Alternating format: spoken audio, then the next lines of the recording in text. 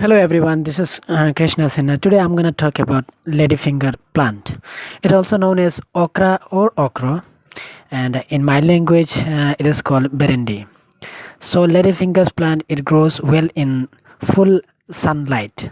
Okay, 5 to 6 hours of sunlight it needs to grow. Otherwise, else it won't produce much fruit.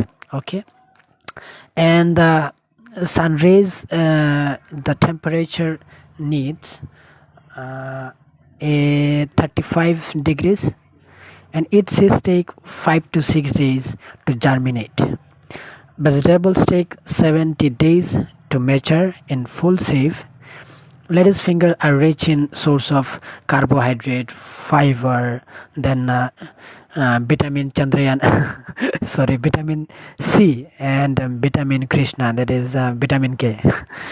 The best month to grow ladyfingers are